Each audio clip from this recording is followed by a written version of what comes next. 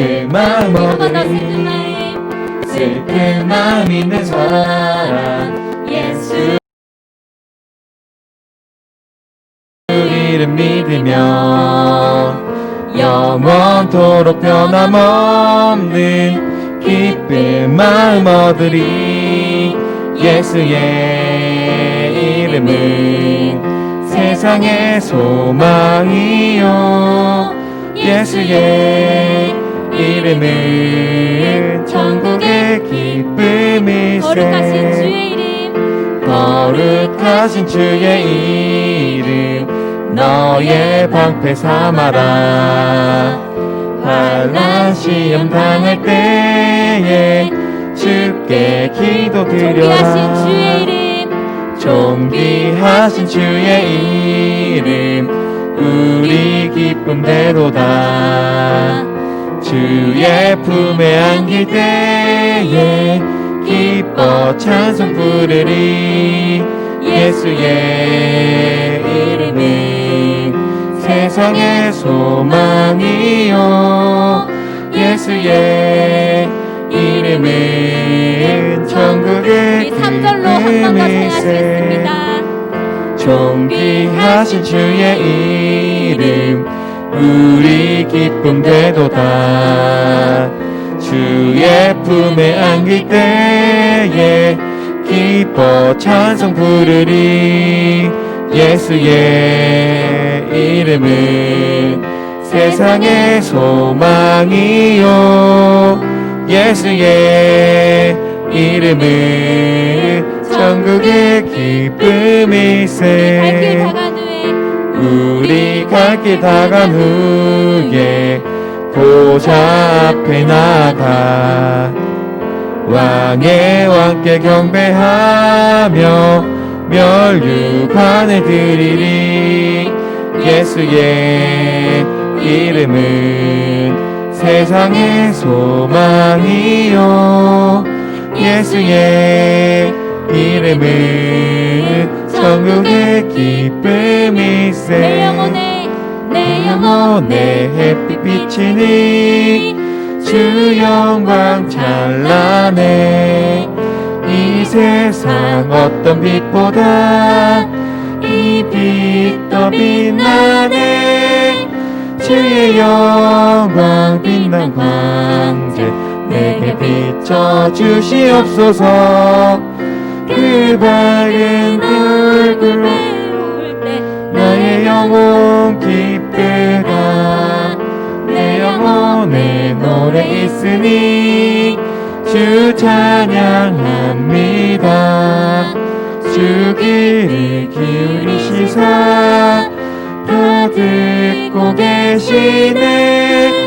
주의 영광 빛난 광채 내게 비춰 주시옵소서. 그 밝은 얼굴 배울 때 나의 영혼 기쁘다.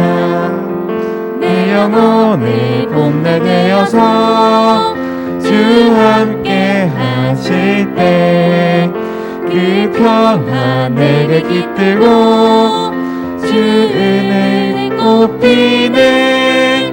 주의 영광 빛난 광채 내게 비춰 주시옵소서. 그 밝은 얼굴 배울 때 나의 영혼 기쁘다. 내 영혼에 희락이 있고 큰 소망 넘치네. 주 예수 복을 주시고 또 내려주시네.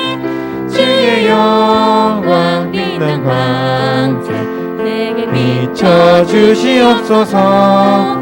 그 밝은 얼굴 배울 때 나의 영혼 내 영혼에 햇빛 비치니 내 영혼에 햇빛 비치니 주 영광 찬란해. 이 세상 어떤 빛보다 이 빛 더 빛나네. 주의 영광 빛난 광채 내게 비춰 주시옵소서. 그 밝은 얼굴 배울 때 나의 영혼 기쁘다.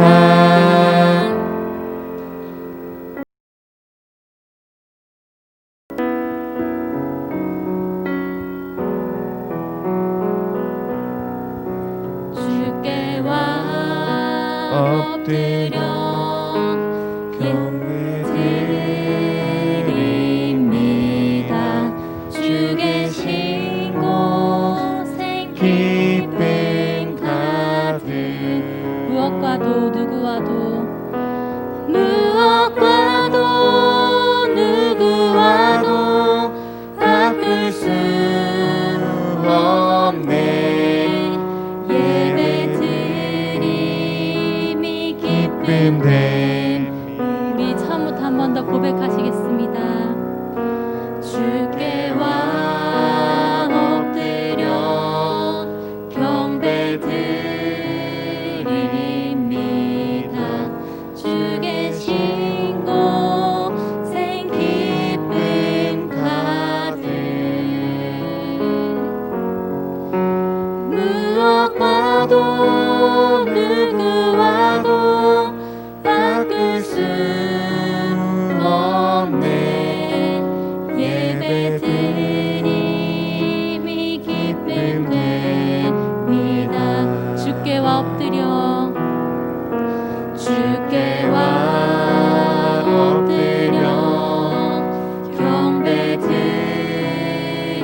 경배드립니다. 주 계신 곳엔 기쁨 가득.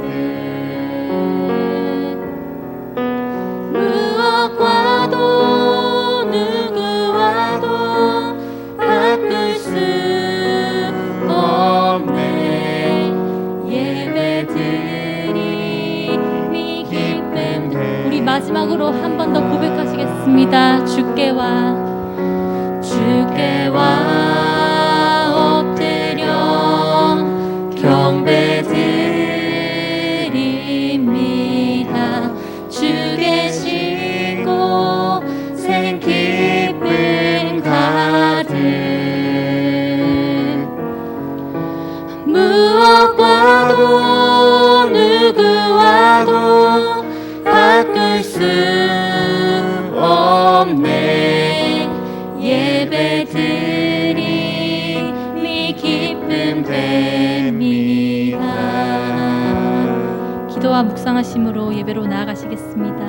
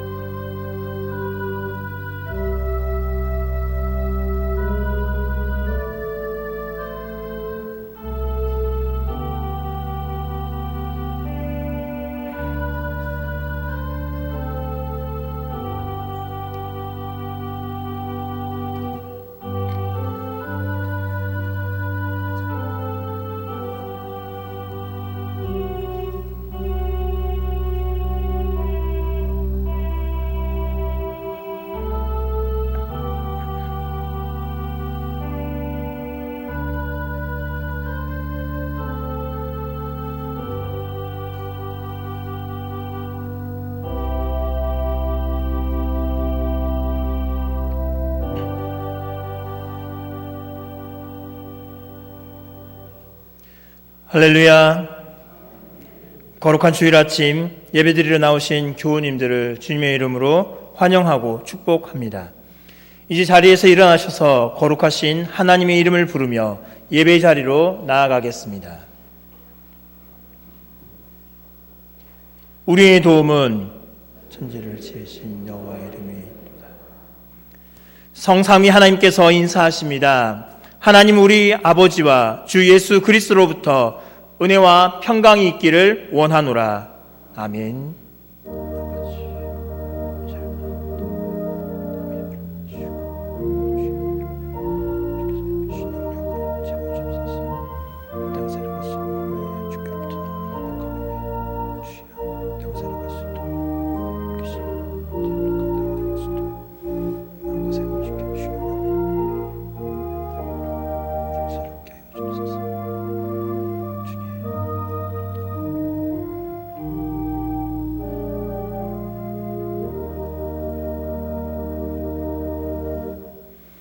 찬송가 23장으로 거룩하신 하나님의 이름을 하나님의 찬양하며 나가겠습니다.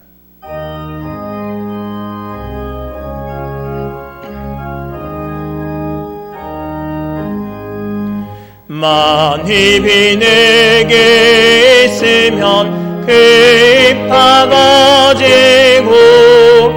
내 구주 주시는 종을 늘 찬송하겠네. 내 은혜로신 하나님 날 도와주시고 그 크신 영광 널리 펴알게 하소서. 내 주의 귀한 이름이 날 위로하시고 하트니 참 미학되노라. 내 죄의 권세 깨뜨려 그 결박 푸시고 이 주한 마음을 비로소 호통케 하셨네.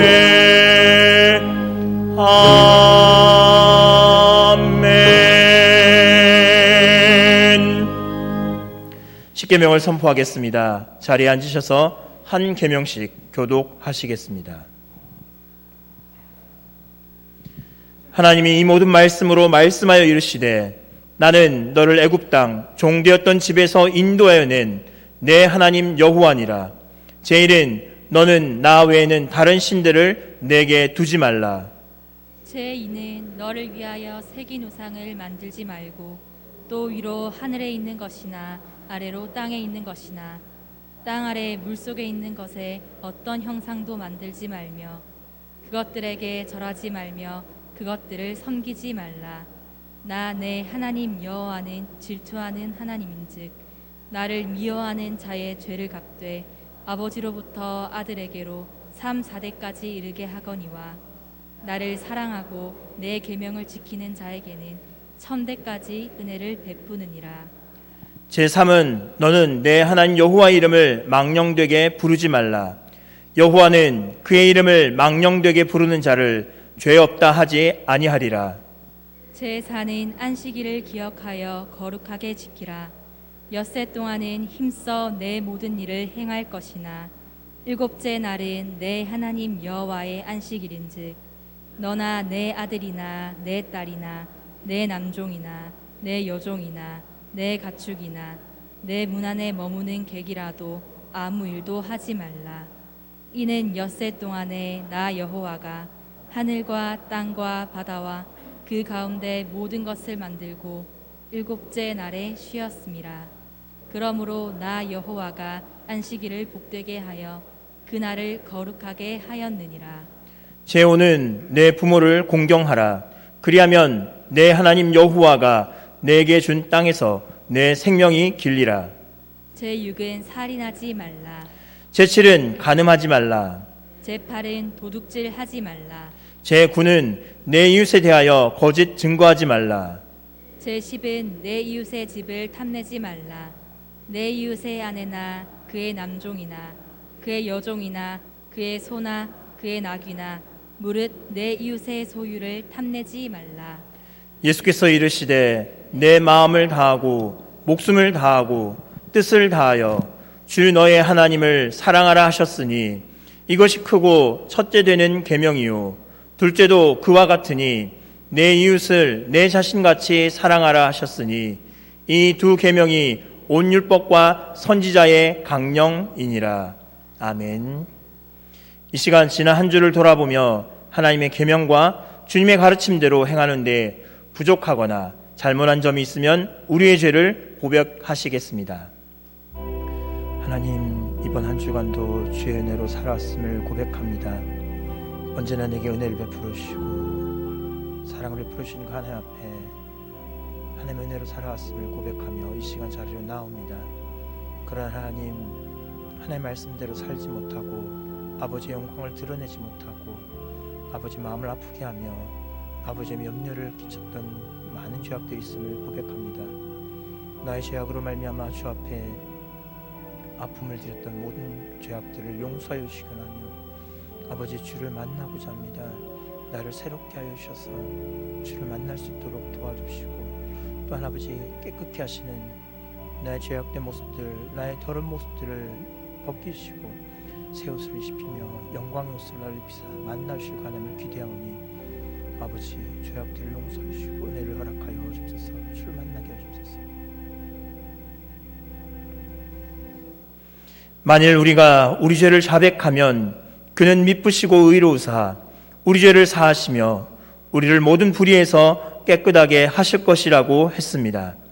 진심으로 자신의 허물과 죄를 자백했다면 주님께서 모든 불의에서 우리를 깨끗하게 해 주셨습니다. 이제 기쁜 마음으로 예배하십시오. 찬송가 285장으로 함께 감사 찬양 드리겠습니다.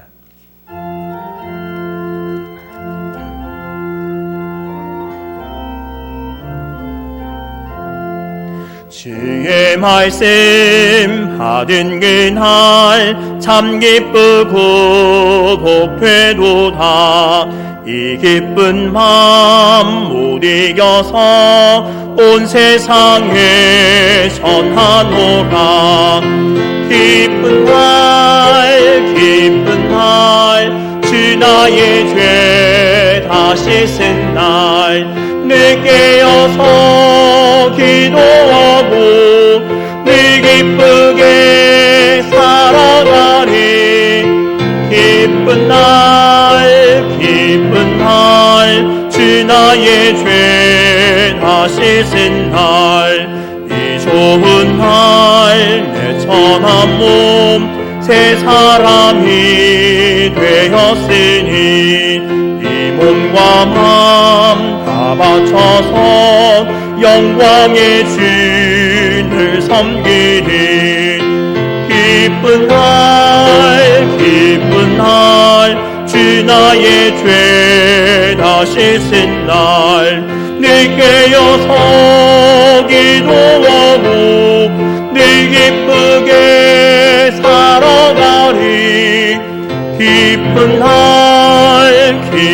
날 주 나의 죄 다시 쓴 날 새 사람 된 그날부터 평안한 마음 늘 있어서 이 복된 날 전하는 일 나의 본분 삼았도다. 기쁜 날 주 나의 죄 다시 쓴 날 늘 깨어서 기도하고 늘 기쁘게 살아가리. 기쁜 날 주 나의 죄 다시 쓴 날.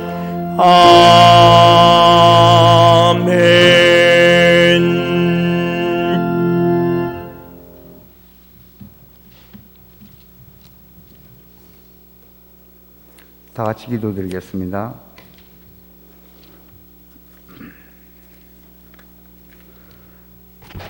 사랑과 은혜가 풍성하신 하나님 아버지, 이 시간에도 저희를 사랑하여 주셔서 주님 전으로 발걸음을 인도하여 주시고 신령과 진정으로 예배를 드리게 하여 주심에 감사드립니다.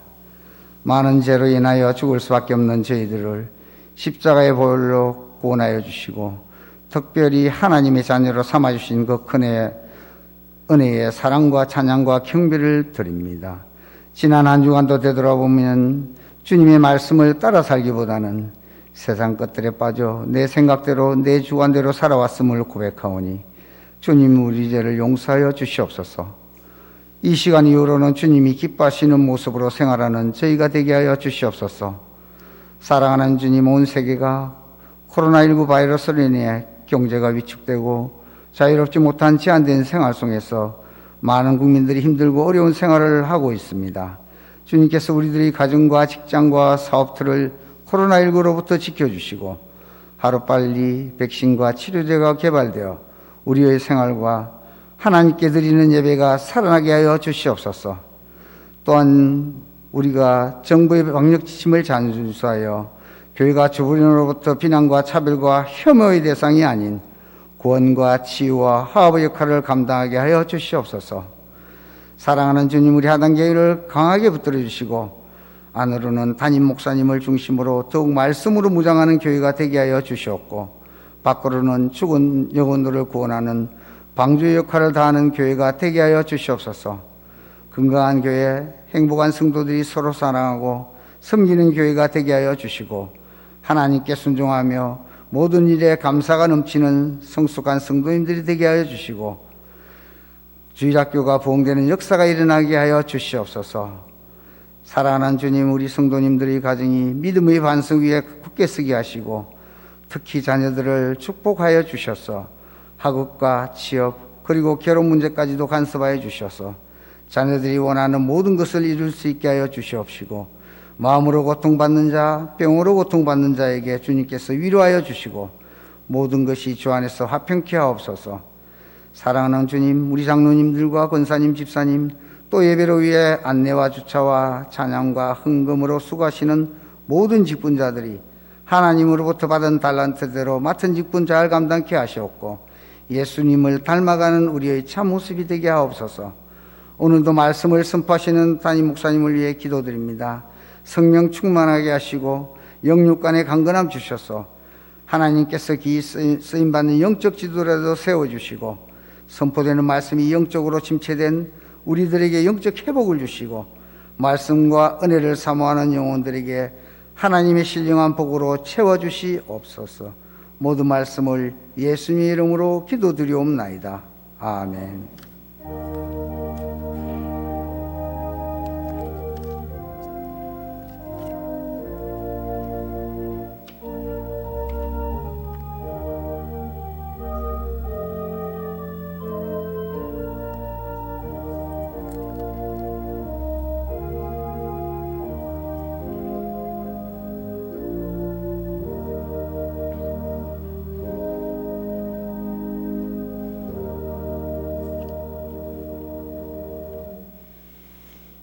하나님 말씀 히브리서 10장 19절부터 31절 말씀입니다. 신약 364면에 있습니다. 히브리서 10장 19절부터 31절까지 제가 봉독하겠습니다. 그러므로 형제들아, 우리가 예수의 피를 힘입어 성소에 들어갈 담력을 얻었나니 그 길은 우리를 위하여 휘장 가운데로 열어놓으신 새로운 길이요 새로운 살길이요 휘장은 곧 그의 육체니라. 또 하나님의 집 다스리는 큰 제사장이 계심에 우리가 마음의 뿌림을 받아 악한 양심으로부터 벗어나고 몸은 맑은 물로 씻음을 받았으니 참 마음과 온전한 믿음으로 하나님께 나아가자. 또 약속하신 이는 믿으시니 우리가 믿는 도리의 소망을 움직이지 말며 굳게 잡고 서로 돌아보아 사랑과 선행을 격려하며 모이기를 피하는 어떤 사람들의 습관과 같이 하지 말고 오직 권하여 그날이 가까움을 볼수록 더욱 그리하자. 우리가 진리를 아는 지식을 받은 후 짐짓 죄를 범한 즉 다시 속죄하는 제사가 없고 오직 무서운 마음으로 심판을 기다린 것과 대적하는 자를 태울 맹렬한 불만 있으리라. 모세의 법을 폐한 자도 두세 증인으로 말미암아 불쌍히 여김을 받지 못하고 죽었거든. 하물며 하나님의 아들을 짓밟고 자기를 거룩하게 한 언약의 피를 부정한 것으로 여기고 은혜의 성령을 욕되게 하는 자가 당연히 받을 형벌은 얼마나 더 무겁겠느냐. 너희는 생각하라. 원수 갚는 것이 내게 있으니 내가 갚으리라 하시고 또다시 주께서 그의 백성을 심판하리라 말씀하신 것을 우리가 아노니 살아계신 하나님의 손에 빠져가는 것이 무서울진저. 아멘. 할렐루야. 아멘. 예, 그동안 흩어져 예배드리다가 이렇게 함께 모여서 예배드리니까 너무나 참 감사하다 생각이 되어집니다. 지난 월요일은 부산노예 제126회 정기노예가 우리 하단교회당에서 개최되었는데 또 많은 분들이 또 수고하셔서 노예가 잘 마치게 되어졌음을 기쁘게 생각합니다. 노예당님의 설교 가운데 좀 재미난 표현이 있었습니다. 이전에는 뭉치면 살고 흩어지면 죽는다 그렇게 말들을 했는데 이제는 이제 반대가 되었다는 것입니다. 뭉치면 죽고 흩어지면 산다. 왜 그렇습니까? 코로나19 전염병 때문에 거리두기를 해야 되니까 뭉치면 안 된다. 뭐 그런 의미의 말씀인데 사실 코로나19 전염병이 많은 사람들에게 어려움을 주고 있습니다. 우리 국민들, 전 세계 사람들, 경제적인 어려움, 참 말로 다 할 수 없는 어려움을 겪는 분들이 많이 계실 것입니다. 교회도 뭐 이미 아시는 대로 큰 위기를 맞고 있습니다. 교회가 예배하지 못하고 모이지 못하고 이런 어려움을 겪는데 예상치 못한 이런 코로나 위기를 통하여 앞으로 교회가 어떻게 될 것인가 사실은 걱정이 아주 많습니다. 교회란 말을 헬라어로 뭐라고 말합니까? 에클레시아 그렇게 말하죠. 에클레시아는 이제 에크, 밖으로란 말과 갈레오, 부르다 이 단어가 합성되어 있는 말입니다. 원래 이 말은 아테네 시민의 총리인 미네를 가리키는 말인데 어떤 문제를 결정하기 위하여 부름받은 시민의 모임 그런 뜻입니다. 그래서 에클레시아 교회 그렇게 말을 할 때에 교회는 어떤 곳입니까? 세상으로부터 하나님께서 불러 모으신 하나님의 백성들의 모임 이게 교회 공동체 교회가 되어지는 것입니다. 코로나19 전염병이 우리에게 주는 위기 그것은 다른 것이 아니고 교회는 공동체성이 굉장히 중요한데 교회의 공동체성에 대단한 위기가 오게 되어졌다는 것입니다.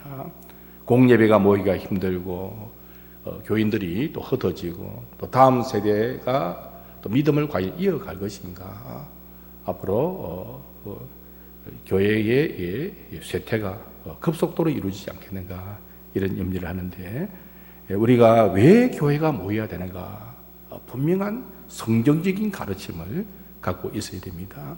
언론들은 그렇게 말합니다. 뭐 교회가 성도들이 안 모이니까 헌금이 줄어지고 교회 운영이 어렵고 뭐 이런 이야기 하는데 그렇지 않습니다. 물론 그런 점도 있겠지만은 왜 교회가 모여야 되는가? 돈 때문에 모이라고 하는 거 전혀 아닙니다. 우리가 분명한 성경의 가르침을 가지고 왜 교회가 모이기를 힘써야 되는가 하는 사실을 오늘 이 시간에 함께 생각을 하고자 합니다. 본문 말씀은 히브리서 13장 전체 가운데 종결 부분이 시작되는 부분입니다. 오늘 본문 앞편까지는 신학적인 부분, 그 내용을 보면은 우리 예수 그리스도께서는 천사보다 뛰어나시고 모세보다 뛰어나시고 아론보다 뛰어나시고 우리의 대제사장이 되신다 하는 그런 내용들입니다. 옛 언약과 다르게 우리에게 새 언약이 주어졌는데 예수 그리스도의 그 십자가의 대속으로 말미암아 단 한 번의 영원한 제사가 속죄가 이루어졌다 하는 것입니다. 그래서 새 언약의 우월성을 오늘 보면 앞편까지 말씀을 하고 있습니다. 이제 이런 구원의 은혜를 입은 우리가 어떻게 살 것인가, 그런 가르침 가운데 특별히 하나님께로 나아가자. 오늘 본문 내용을 보면 믿음과 소망과 사랑으로 하나님께 나가자. 이게 하나의 요약된 주제가 될 수가 있습니다. 그리고 오늘 본문을 보면은 왜 교회가 모여야 되는가, 그 이유를 잘 밝혀주고 있습니다. 25절에 보니까 모이기를 피하는 어떤 사람들의 습관과 같이 하지 말고 오직 권하여 그날이 가까움을 볼수록 그리하자. 그래서 더욱 그리하자. 그래서 모이기를 피하는 사람들의 습관같이 하지 말고 예수님의 재림의 날이 가까움을 볼수록 더욱더 우리가 힘써 모이자. 힘써 모이라고 성경은 말씀하고 있는데, 그럼 왜 교회가 모여야 되는가? 코로나19에 뭐 전염병 위험이 있고 여러 가지 참 사정이 있겠지만 왜 교회가 매주일 모여서 하나님께 예배를 드려야 되는가? 왜 모여야 되는가? 그게 세 가지로 정리해서 본문 말씀을 살피고자 합니다. 첫째로 교회가 모이는 것은 구원의 하나님께 예배를 드리기 위해서 모이는 것입니다. 오늘 본문 22절 하반절에 보니까 하나님께 나가자. 하나님께 나가자. 히브리서 기자는 이 단어를 여러 번 사용하고 있습니다. 하나님께 나가자. 하나님께 나가는 게 무엇인가? 문맥을 이렇게 연결해 보면 하나님께 나가자는 것은 교회 공동체에서의 기도와 예배를 의미하는 것입니다. 하나님께 나가자는 것은 하나님을 향하여 기도하자, 하나님을 향하여 예배하자, 그런 의미것입니다. 그래서 오늘 본문은요, 우리가 구원의 은혜를 입었으니까 이제는 우리가 하나님 앞에 예배해야 된다, 그런 의미로 말씀을 하고 있는 것입니다. 특히 우리는 예배를 드릴 수 있다는 거 얼마나 이게 큰 특권인지를 알아야 됩니다. 어떤 특권이 있으면 그 특권을 누리기를 원합니다. 주일날 교회에 나와서 예배를 드리는 게 이게 얼마나 큰 특권인 것인지를 우리는 잘 알아야 됩니다. 구약 성경을 보면은 제사장을 통해서만 예배를 드릴 수가 있었거든요. 왜? 죄인들이기 때문에. 제물의 피를 가지고 하나님 앞에 나오는데 또 직접 하나님을 만날 수가 없습니다. 제사장을 통해서 하나님 앞에 예배를 드리는 것입니다. 대제사장조차도 쉽게 예배를 드리지 못했어요. 잘못 예배 드리다고는 하나님으로부터 불이 나와가지고 죽을 수도 있는 것입니다. 특히 대제사장은 하나님의 거룩한 지성소에 휘장을 열고 1년의 대속죄일에 들어가는데 함부로 들어갈 수가 없었습니다. 피를 가지고 들어갑니다. 담대히 들어갈 수 없으며 두렵고 떨리는 마음으로, 행여나 하나님의 불이 임해가지고 내가 죽을까 두려운 마음으로 휘장을 열고 지성소에 들어가는 그곳에는 하나님이 언약궤가 있고 그곳에 하나님이 임재하시는 것입니다. 그게 구약시대의 제사입니다. 그런데 우리는요, 너무 자유롭게 예배를 드리고 또 당당히 나와서 예배를 드릴 수가 있다는 것입니다. 이게 오늘 보면 19절 20절의 말씀인 것입니다. 그러므로 예수님께서 단번에 영원한 속죄를 들이심으로 말미암아 우리가 구원받았으니 그 말이죠. 그러므로 형제들아, 우리가 예수의 피를 힘입어 성소에 들어갈 담력을 얻었나니 그 길은 우리를 위하여 휘장 가운데로 일어놓으신 새로운 살 길이요, 휘장은 곧 그의 육체니라, 그렇게 말씀하고 있습니다. 어떻게 저와 여러분이 제물의 피도 안 가지고 나오고 그냥 담대히 자유롭게 나와서 하나님 앞에 예배를 드릴 수 있습니다.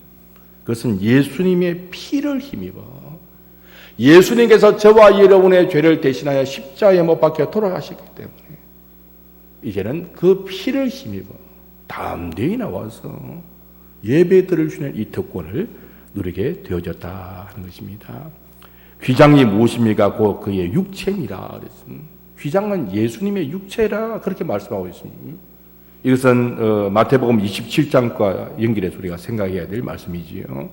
마태복음 27장 50절, 51절에 보면은 예수님이 십자가에 못 박히시고 이제 운명하시는 그 장면을 기록하고 있습니다.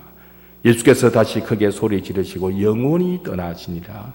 이에 성소 휘장이 위로부터 아래까지 찢어져 둘이 되고 땅이 진동하며 바위가 터지고, 예수님이 십자가에 못 박히시고 돌아가시는 그 순간에 일어난 놀라운 일 가운데 하나가 지성소와 성소를 가로막은 이 휘장이 위로부터 아래로 쫙 찢어지다는 것입니다.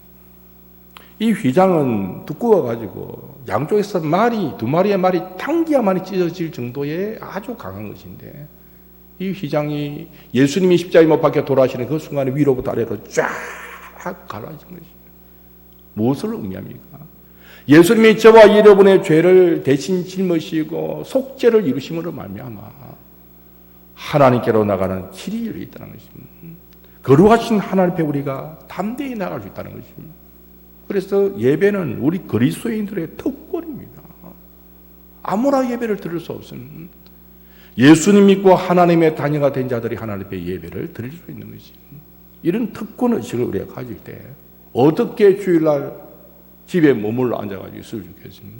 하나님 앞에 예배의 자리로 나올 수밖에 없는 것입니다. 그래서 저와 여러분이 우리의 특권을 바로 알고 예배를 어떻게 여기겠습니까? 소중히 여겨야 됩니다. 예배를 어떻게 여겨야 된다고요? 소중히 여겨야 됩니다. 아브라함이 복받은 것도 그는 항상 모든 곳에 가는 곳마다 예배를 먼저 드렸습니다. 하나님은 예배한 자를 기쁘시게 보시고 복을 주시는 것입니다. 예배를 소중히 여겨야 됩니다. 예배를 생명같이 여겨야 된다, 그렇게 말하죠. 틀린 말이 아닙니다. 왜 그렇습니까? 오늘 본문에 보니까 20절에 그 길은 우리를 위하여 휘장 가운데로 열어놓으신 새로운 살 길이요. 우리가 살 길이라는 것입니다.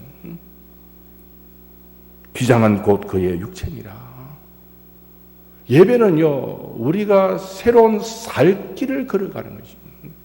그 예배는 생명입니다. 그래서 예배를 소중히 여겨야 됩니다. 새로운이라 말은 옛 언약 안에서는 불가능한 일이라는 것입니다. 살 길이라는 것은 성도들이 멸망하지 않은 생명을 소유하게 되었다는 것입니다. 예수님의 피로 말미암아 우리가 생명을 소유하게 되었습니다. 예배의 자리로 나와서 하나님 앞에 예배하고 예배를 생명같이 여기는 그런 우리의 모습이 되어야 되는 것입니다. 그리고 우리는 예배를 소중히 여기되 예배가 왜 중요한가? 예배를 통해 은혜 받습니다. 대제사장의 아장이신 예수님의 은혜를 사모하며 나와서 예배드릴 때 예수님께서 우리에게 은혜를 주시는 것입니다. 오늘 본문 21절에 보니까 예배의 자리에 누가 계십니까? 또 하나님의 집 다스리는 큰 제사장이 계시며, 예배하는 곳에는 예수님이 계십니다. 우리의 대제사장이신 예수님이 계시는 것입니다.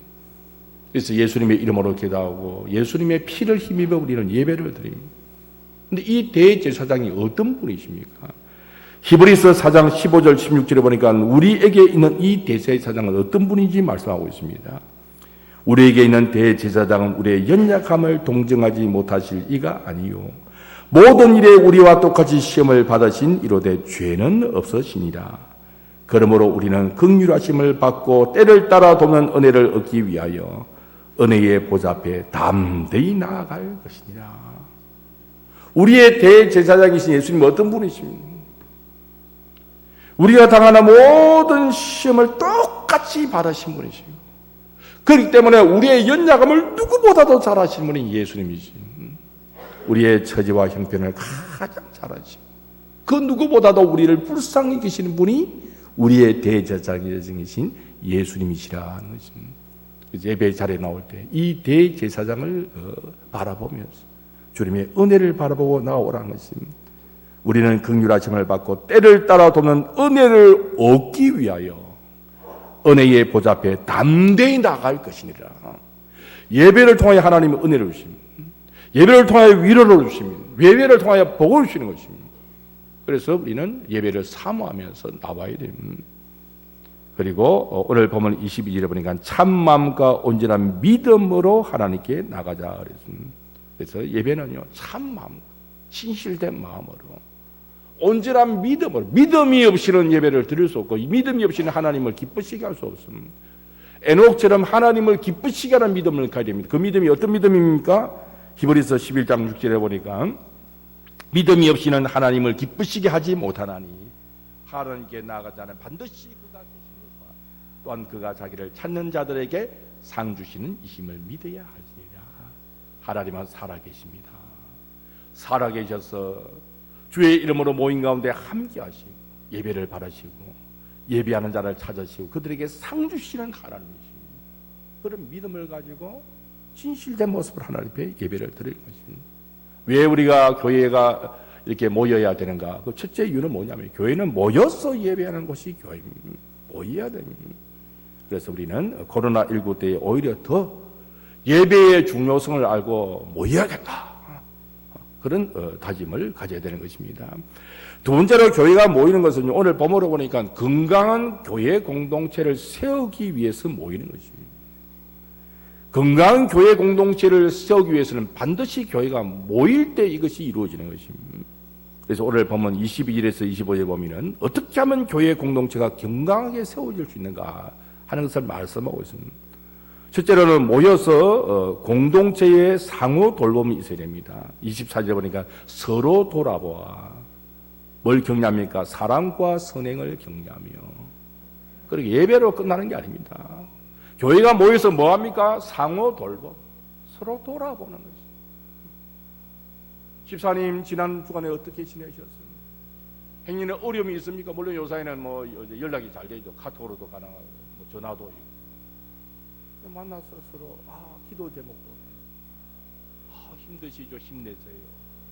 사랑과 선행을 격려하고 이 교회 공동체의 모습. 그리고 25절 교회 공동체는 건강하게 세워집니다. 모이기를 피하는 어떤 사람들의 모이기를 피하는 것은 나쁜 습관입니다.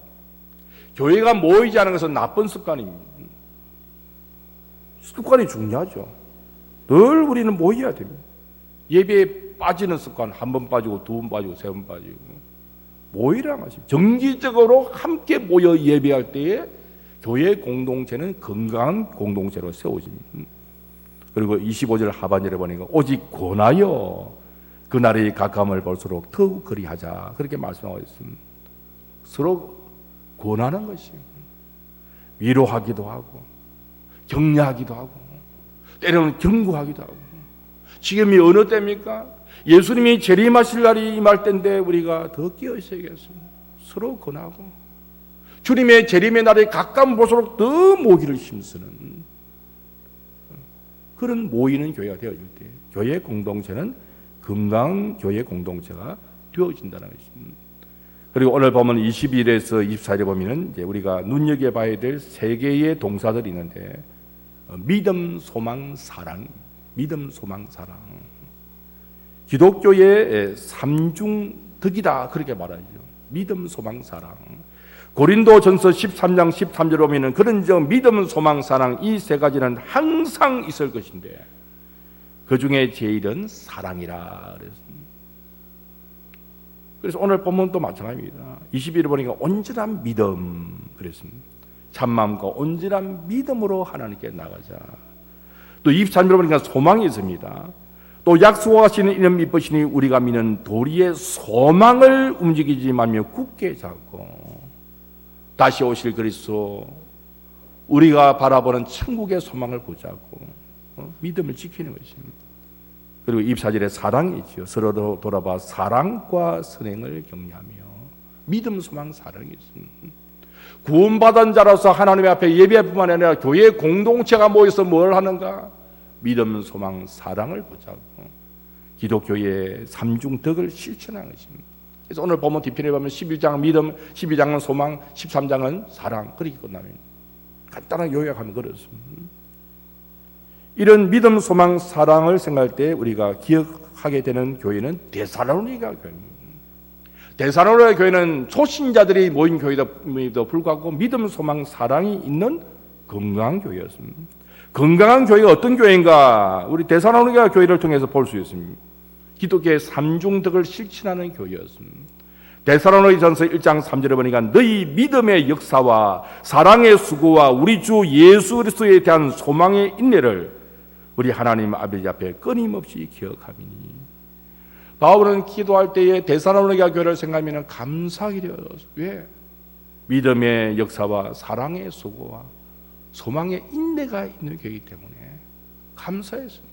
믿음의 역사가 뭡니까? 믿음은 행함에 따르는 것입니다. 사랑에는 수고가 따르는 것입니다. 소망에는 인내가 따르는 것입니다. 이 삼중덕을 갖춘 교회가 대산으로의 교회입니다. 모여서 예배할 때에 이런 삼중덕을 세워가는 건강한 교회 공동체가 되어지는 것입니다. 대산하는 교회는 환난 가운데서도 믿음의 본을 보이는 교회였습니다. 데살로니가서 1장 6절 7절 보니까 또 너희는 많은 환난 가운데서 성령의 기쁨으로 말씀을 받아 우리와 주를 본받은 자가 되었으니 그러므로 너희가 마게도냐와 아가야에 있는 모든 믿는 자의 본이 되었느니라. 코로나 위기 이런 걸 통하여 참 믿음과 부족한 믿음이 드러날 것입니다. 교회도 마찬가지입니다. 환난이 있을 때에 드러나는 것입니다. 금을 불에 대지 않고서는 이게 순금인지 그렇게 아닌지 이것을 가늠할 수 없고 만들 수도 없습니다. 금은 불을 대야만이 순금을 단련시킬 수 있는 것입니다. 데살로니가 교회는 환난이 있었지만은 믿음의 본이 되는 그런 건강한 교회 공동체였습니다.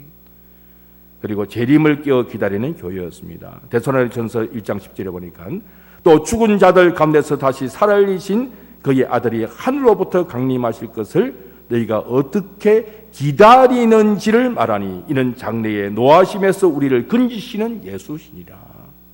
데살로니가 교회는 예수님의 재림을 믿는 데 그치는 교회가 아니고 재림을 기다리는 교회, 지나치게 기다리는 교회였습니다. 깨어있는 교회, 재림을 기다리는 교회입니다. 목사의 설교에 재림이 없다. 성도들의 삶 가운데 재림에 관한 정말 의식이 없다. 타락한 것입니다. 교회는 예수님의 재림을 끼어 기다리는 곳이 교회입니다. 데살로니가 교회는 그런 교회였습니다. 그리고 데살로니가 교회는 하나님 말씀을 잘 받는 교회였습니다. 데살로니가전서 2장 13절에 보니까 이러므로 우리가 하나님께 끊임없이 감사함은 너희가 우리에게 들은 바 하나님의 말씀을 받을 때에 사람의 말로 받지 아니하고 하나님의 말씀으로 받음이니 진실로 그러하도다. 이 말씀이 또한 너희 믿는 자 가운데서 역사하느니라. 데살로니가 교회는 바울이 여러 교회를 섬겨봤지만 특징이 있었습니다. 하나님 말씀을 잘 받는 교회였습니다. 교회마다 다릅니다. 성도들마다 다릅니다. 마음에 받지 하나님 말씀을 잘 받는 마음에 받지 있습니다. 우리는 하나님 말씀을 잘 받아들여야 됩니다. 사람의 말은 받을 필요 없습니다. 아무리 재미있는 예화를 하고 뭐 그러게도 그건 예화의 일뿐인 것입니다. 하나님 말씀이라면 받아들여야 돼요. 실천해야 돼요. 뭐 흔히들 뭐 기만 높아가지고 듣는 기만 높아가지고 하나님 말씀을 마음으로 받아들여야 돼요. 그런 교회가 데살로니가 교회였습니다. 이런 교회가 되려면요 잘 모여야 됩니다. 오늘 본문 말씀처럼 믿음, 소망, 사랑 이 덕을 실천하는 교회가 되려면 참마음과 온전한 믿음으로 하나님께 나와 예배하는 교회, 서로 돌아보아 사랑과 선행을 격려하는 교회 되어질 때에 이런 건강한 교회 공동체가 되어지는 것입니다. 그래서 교회는 열심히 모여야 됩니다. 뭐 비대면 예배 뭐 이런 용어가 참 최근에 이제 들려지고 하는데 아무리 뭐 인터넷이 발달되고 뭐 영상으로 설교를 듣고 예배를 들을 수 있다 하지만은 딱 하나 안 되는 게 있습니다. 그게 뭐냐면 사이버 성찬식입니다. 인터넷으로 성찬식이 가능한가? 최근에 그런 고민들이 있었습니다. 근데 고신대 우병훈 교수님이 논문에서 한마디로 결정을 내리셔서 이건 불가능하다. 교회가 은혜를 받는 그 방편이 말씀과 성찬과 기도입니다. 말씀은 뭐 개인적으로 뭐 인터넷을 통해서 좀 받을 수 있고 기도는 개인적으로 할 수 있지만 딱 한 가지 모이지 않으면 안 되는 것이 성찬식입니다. 성찬은 하나님의 은혜의 방편인데 모이지 않고서 이것은 어떻게 할 수가 없는 거죠. 그리고 말씀도 마찬가지입니다. 영상으로 보는 예배는요 길게 하면은 은혜가 잘 되지 않습니다. 그 이구동성으로 되게 그렇게 말합니다. 우리가 모여서 예배할 때와 영상으로 하는 예배는 은혜 자체가 다르다는 것입니다. 물론 뭐 할 수 없이 영상으로 예배를 드릴 때는 어쩔 수 없는 것이죠. 그러나 실제로 보면 뭔가 모르게 함께 모여서 예배를 드릴 때 하나님이 더 큰 은혜를 우리에게 부으시는 거예요. 그러니까 이번 기회를 통하여 우리는 모이는 일이 얼마나 값지고 귀한지를 다시 한 번 더 생각해요. 모여야 됩니다. 성도들도 개인 기도도 기도지만 모여서 기도할 때, 합심하게 기도할 때 역사가 일어나서 교회는 모여야 됩니다. 모여야만이 건강한 교회 공동체를 세울 수 있는 것입니다. 마지막 세 번째로 왜 교회가 모여야 되는가? 그 이유는 교회의 거룩성을 지키기 위해서입니다. 함께 모이지 않으면 교회가 교회의 거룩성을 지킬 수가 없습니다. 이어지는 26절 이하의 말씀은 그런 내용들입니다. 믿음을 가진 자가 다시 배교하여서 하나님의 은혜를 부정하면 하나님의 심판이 있다. 왜 우리가 모여야 되는가? 그런 일이 없어야 된다. 그런 내용입니다. 그래서 오늘 본문에 보면 우리나라 이 개역 개정 성경에는 왜냐하며 헬라어로 가로란 말이 없는데 어떤 영어 성경에는 for라는 이제 왜냐하면은 이제 접속사를 연결하고 있습니다.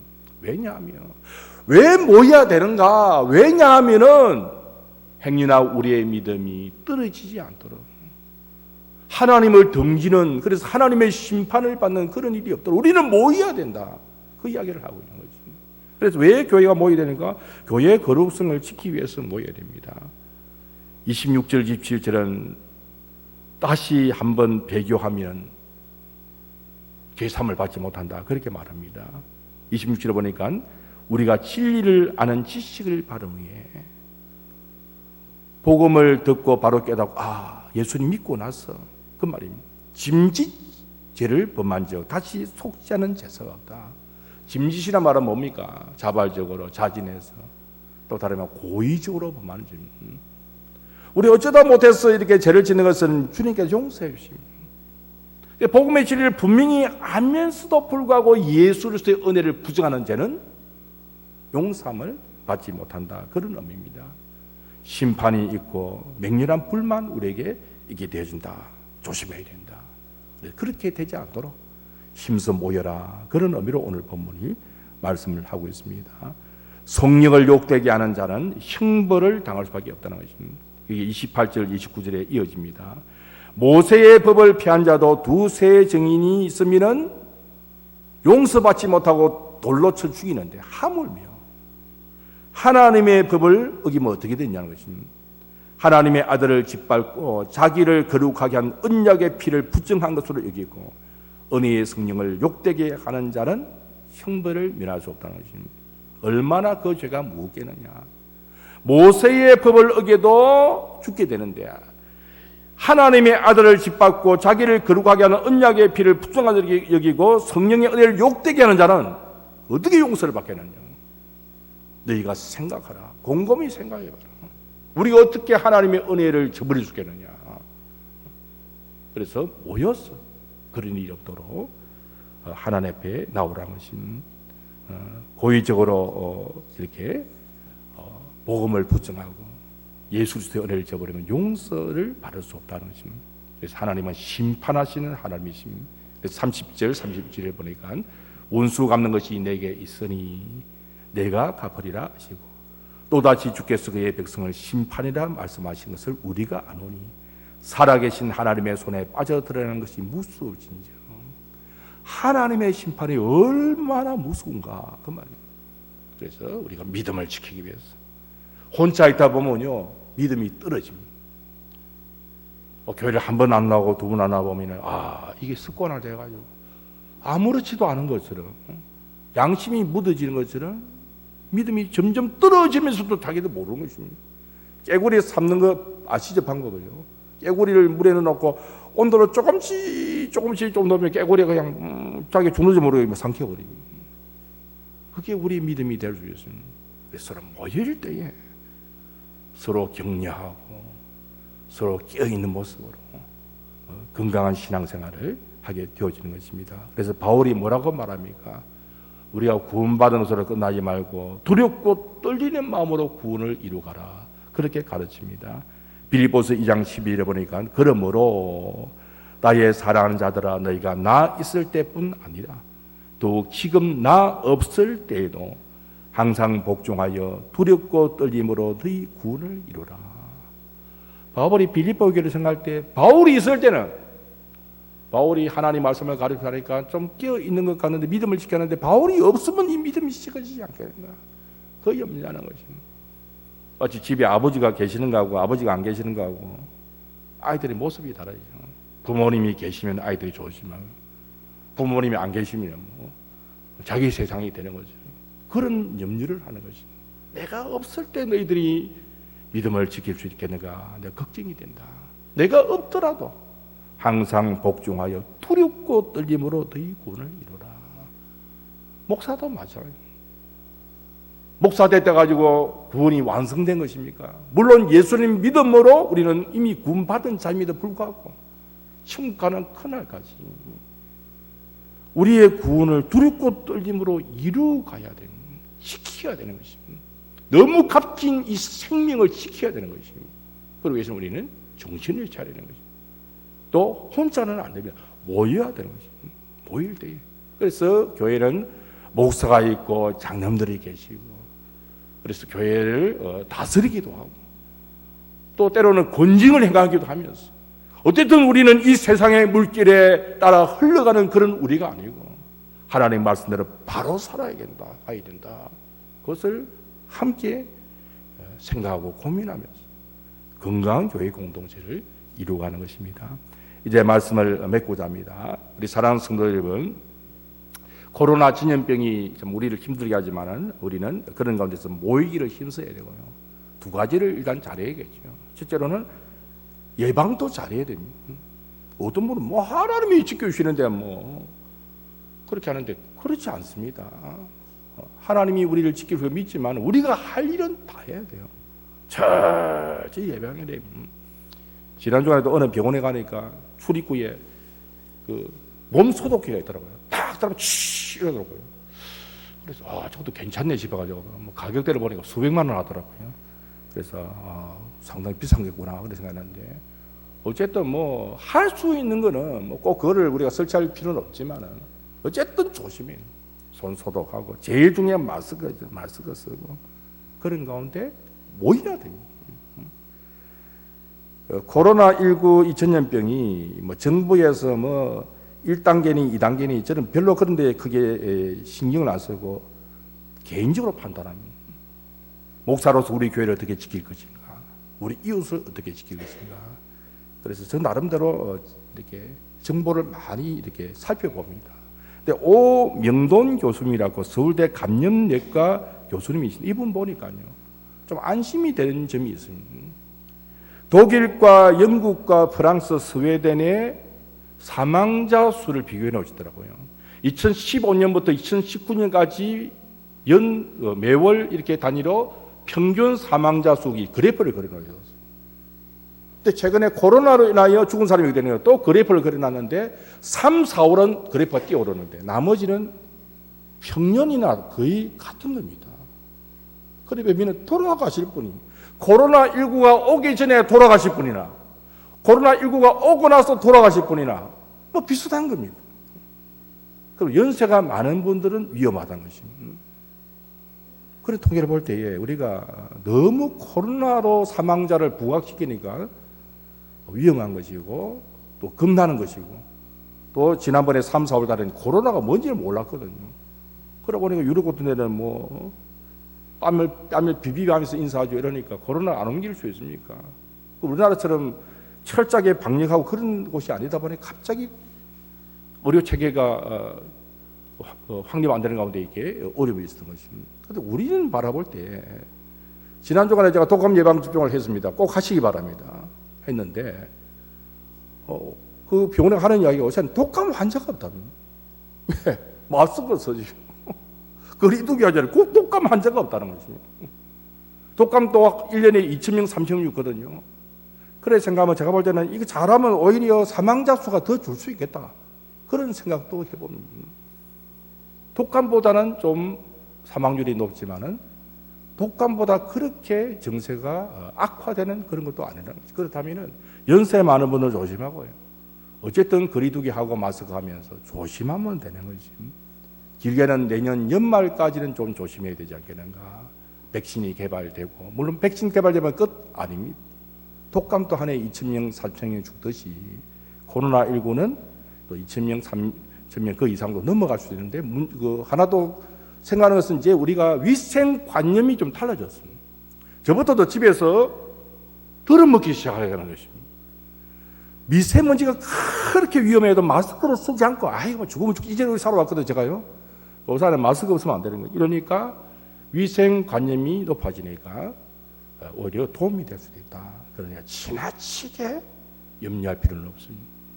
그리고 예배를 우리가 열심히 모이고 그런 상황, 현재 상황은 그렇습니다. 의료 체계가 붕괴되면 문제입니다. 확진자가 많아가지고. 그러니까 개인적으로 조심하시고 너무 두려워하지도 마시고 조심하되 하나님이 걸리게 하실 수도 있지요. 그러나 하나님이 살아계십니다. 예배하기 위해서 하나님 방역하면서 예배 드리길 보라. 이런 하나님이 코로나 걸려보라. 그런 하나님이 아니지 않습니다. 기도합니다. 우리 하단교회 어린 나이부터 노인이니까 하나님 우리 성도들 근처에 코로나 바이러스가 왔다 가도 떠나가도록 하나님 지켜주시옵소서 기도하는 것입니다. 그래서 우리가 믿음을 가지고 이럴 때일수록 더 경각심을 가지고 예배에 참석을 해야 되겠다는 것입니다. 사도행전 2장에 보면은 초대교회 성도들은요 일주일에 한 번이 아니고 날마다 모였습니다. 날마다 마음을 같이하여 성전에 모이기를 힘쓰고 날마다 모이기를 힘썼습니다. 그래서 로마 트라이아누스 황제 때 비두니아 총독이었던 폴리니우스가 황제에게 이런 편지를 보냈습니다. 기독교인에서 막 고발이 들어오니까 이걸 어떻게 대처해야 되는가 굉장히 어려움을 겪는 가운데 황제에게 기독교인들은 이런 사람입니다라는 편지를 썼습니다. 그 내용이 이렇습니다. 첫째, 그들은 어떤 날에는 동이 트기 전에도 모이는 습관이 있었습니다. 기독교는 잘 모이는 이 집단이라는 것입니다.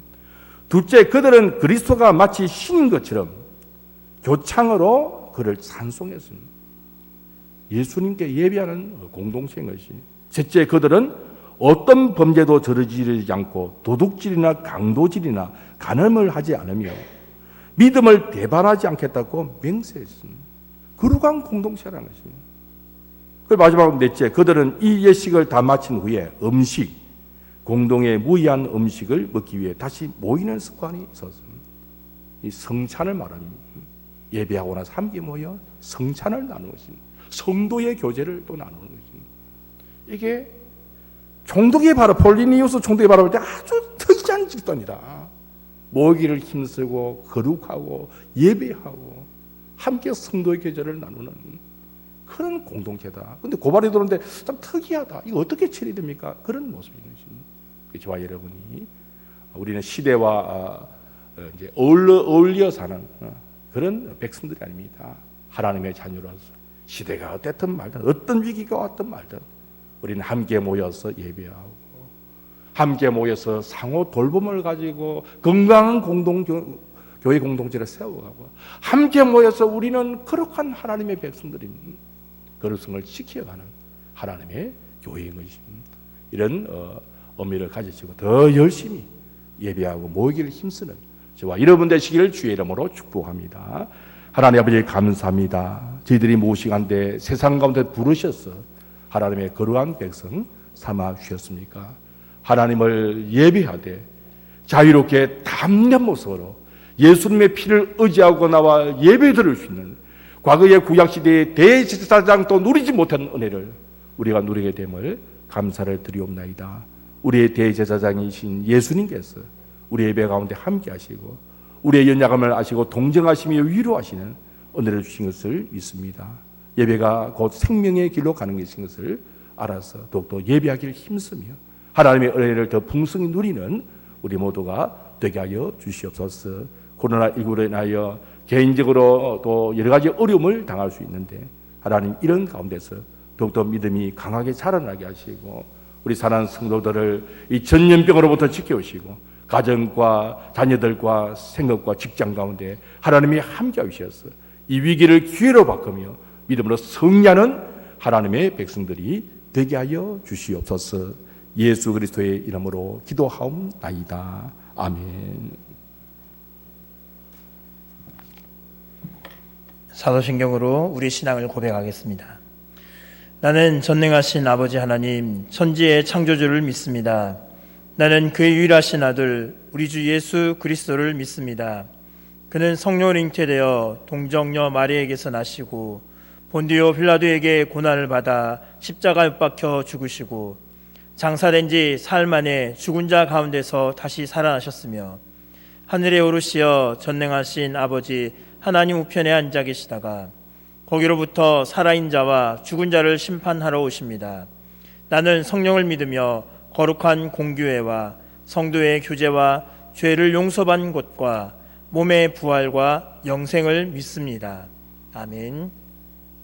찬송가 209장 찬양하며 하나님께 예물 드리겠습니다.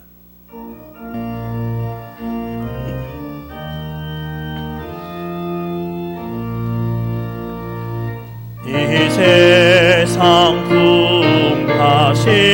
풍파심하고 또 환난 질고만에 나 편히 쉬게 될 곳은 주 예비하신 주의 전 그 향기로운 이름을 주 내게 부어 주셔서 내 기쁨 더해주는 곳 주 피로 사신 주의 전 주 믿는 형제 자매들 그 몸은 떠나 있으나 주 앞에 기도드리고 다 함께 모인 주의 전 내 손과 혀가 굳어도 내 몸에 피가 식어도 나 영영히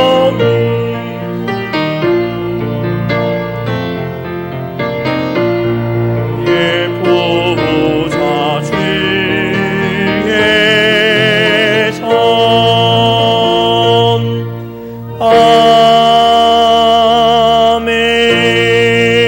아멘. 허물과 죄로 죽었던 우리를 주의 은혜로 새롭게 하시고 끊어졌던 우리의 관계를 그리스도의 은혜로 말미암아 연결시켜 주신 하나님의 은혜를 감사드리며 하나님께 나와 예배합니다. 하나님, 예배드리며 우리의 마음을 주 앞에 드립니다. 내가 가진 모든 것이 하나님의 것임을 고백하며 10분의 1을 드리고 감사의 제목이 있어 하나님께 예물을 드리며 또한 다른 목적으로 쓰여지길 원하여서 하나님 나라를 위해 쓰여지기 원하여 드리는 우리의 목적 헌금들을 하나님 기뻐 받아 주시기 원합니다. 하나님, 이 예물을 통하여서 하나님의 교회가 더욱더 성장되기를 원하며 하나님의 나라가 더욱더 흥왕케 되기를 원하옵나니 하나님, 우리의 예물을 기뻐 받아 주옵소서. 또한 아버지 하나님, 우리에게 더욱더 주 앞에 많은 것을 드릴 수 있도록 우리의 삶 가운데 더욱더 풍성한 은혜를 허락해 주셔서 하나님의 도우시고 하나님의 인도하심을 우리의 눈과 몸으로 체험하며 하나님의 인도하심이 있기에 더욱더 감사하며 우리의 마음을 더욱더 주 앞에 드리고자 하는 우리의 손길들이, 우리의 모습들이 더욱더 넘쳐나도록 우리의 삶 가운데 은혜를 허락하여 주옵소서. 감사함이 예수님 이름으로 기도드립니다. 아멘.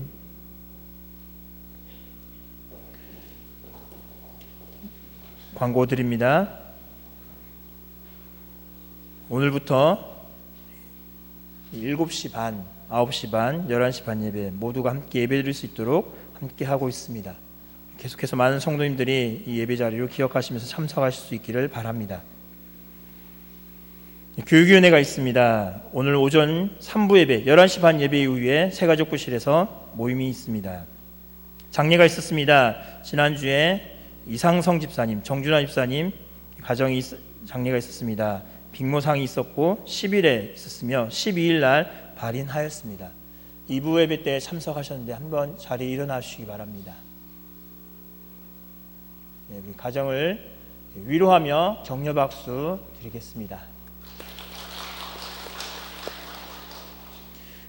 교육자 동정입니다. 담임 목사님은 고신총회 제70회 정책총회에 참석하십니다. 그래서 이번 주 화요일 20일 날 천안 고려신학대학원으로 출타하십니다.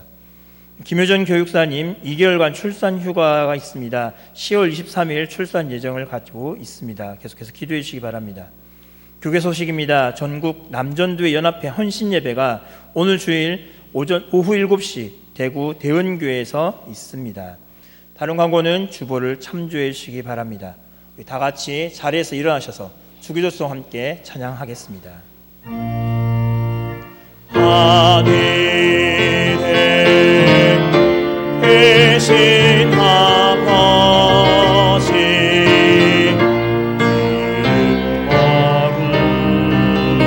거룩하사 주님 나라 임하시고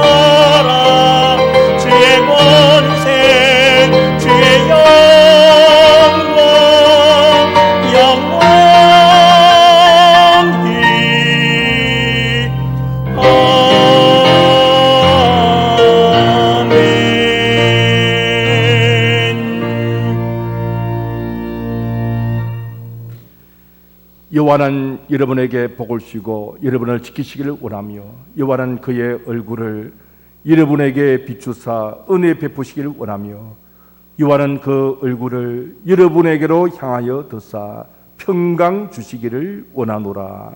아멘.